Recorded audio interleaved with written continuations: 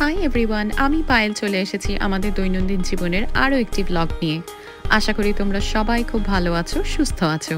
আজ 1 জানুয়ারি, তাই সবাইকে জানাই হ্যাপি নিউ ইয়ার। সবার খুব ভালো কাটুক 2025। কাল রাতে আমরা ডকল্যান্ডস গেছিলাম ফায়ারওয়ার্কস দেখতে। বাড়ি ফিরেছি সেই রাত 3টে নাগাদ, ঘুমাতে ঘুমাতে প্রায় 3:30। আমরা মা মেয়ে ঘোড়া বেচে ঘুম দিয়েছিলাম। সকালে বর চা নিয়ে ডেকে তুলেছে প্রায় 10টা নাগাদ। সে যাই হোক, চা বিস্কুট খেতে খেতে ঠিক করলাম যে আমরা যাব আজকে শাশুড়ির চশমা করতে, কারণ কদিন হলোই সে বলছে একটা চশমা করার কথা। ওদের ডেলিভারি দিতে 2 উইকস মতো টাইম লাগে। এদিকে আমাদের তো কলকাতা যাওয়ার দিনও চলে এসেছে, তাই যাতে তাড়াতাড়ি পেয়ে যায় হাতে, সেই জন্যই আমরা প্রথম দিনই ছুটলাম চশমা করতে। শাশুড়ির সাথে সাথে বৌমাও একটা চশমা করতে দিয়ে দিল। আমি নিয়েছি টেড বেকারের একটা এমারাল্ড কালারের ফ্রেম, আর আমার শাশুড়ি নিয়েছে টমি হিলফিগারের একটা ব্ল্যাক কালারের ফ্রেম। এই যে দুটো আমরা পরে আছি এই দুটোই, তবে এই দুটো ডিসপ্লে থেকে নেওয়া। এই দুটোই আমরা করতে দিয়েছি। এখানে আই টেস্ট ফ্রি, ওরা টেস্ট করলো আর সেই অনুযায়ী ওরা 15 ডেজে ডেলিভারি দেবে। এখন আমরা যাচ্ছি ফুড কোর্টে, কারণ আমার মেয়ের পেয়েছে ভীষণ খিদে, সে এখন আর কারোর কোলে থাকছে না।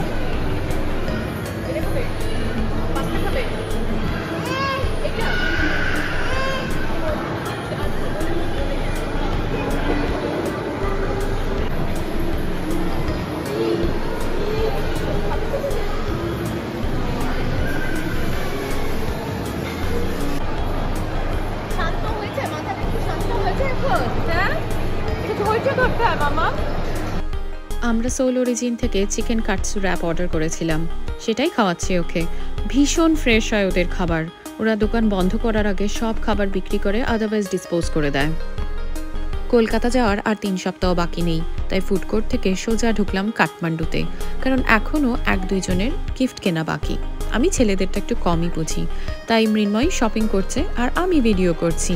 এখান থেকে যাব সোজা বাড়ি, বাট মাঝখানে একটা কেক তুলবো, কারণ নিউ ইয়ারে কেক না খেলে ঠাকুর পাপ দেবে।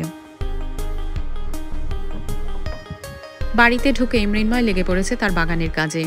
পুরো বাগানে সে এখন ড্রিপ ইরিগেশন সিস্টেম করছে, নিজেই করছে জিনিসপত্র কিনে এনে। পুরোটা হোক, সেটারও একটা ভিডিও বানিয়ে তোমাদের দেখাবো।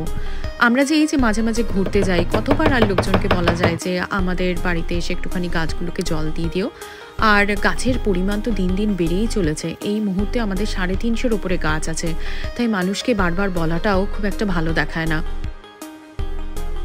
সকালে বেরোনোর আগেই আমি 1 কেজি গোট মিট ম্যারিনেট করে রেখে গেছিলাম। 3টে বড় চামচ টক দই, জিঞ্জার গার্লিক পেস্ট, হলুদ, সামান্য নুন আর একটা পেঁয়াজ দিয়ে। মেয়ে খাবে, তাই একদমই তেল মশলা নেই। ওই যে হয় না রবিবারের পাতলা খাসির ঝোল, ঠিক সেই রকম করে। আমি এটা 1.5 ঘন্টা স্লো কুক করব। ওই ম্যারিনেটেড মাংসটাই কিন্তু আমি পুরোটা প্রেসার কুকারের ভেতরে দিয়ে দিয়েছিলাম, তার থেকেই এতটা জল ছেড়েছে। এখন আমি আলুগুলোকে দিচ্ছি। আমি আলুগুলো ভাজি না, আলুগুলো এমনিতেই সেদ্ধ হয়ে যাবে। একটু গরম মশলা ছাড়া আর কোনো মশলাই আমি দিই না, তবে মাঝে মাঝে আমি এটার ভেতরে একটু বিরিয়ানি মশলাও দিই, দারুণ সুন্দর গন্ধ হয়। এখন আমি সামান্য গরম জল দিয়ে প্রেসার কুকারটা বন্ধ করে দেবো।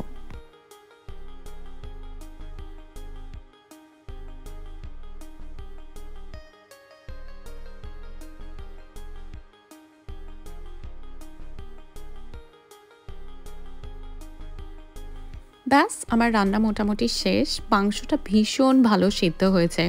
আমাদের এখানে ভীষণ ভালো গোট পাওয়া যায়, কোয়ালিটি খুবই ভালো হয়। প্রথমে আমি মেয়ের জন্য তুলে রাখবো, ওর জন্য 2 পিস মাংস আর একটা বড় আলু তুলে রাখছি। ঝোল নেব না, কারণ আমি কাঁচা লঙ্কা দিয়েছিলাম তো, ওর ঝাল লাগতে পারে। এরপর আমি একটু নুন অ্যাড করব, করে 4-5 মিনিট রাখলেই ব্যাস কচি পাঁঠার ঝোল রেডি। তো এই ছিল আজ আমাদের 1 জানুয়ারির দিনটা। এরমভাবেই কাটলো। তোমাদের কেমনভাবে কাটলো অবশ্যই জানিও। সবাই খুব ভালো থেকো, সুস্থ থেকো।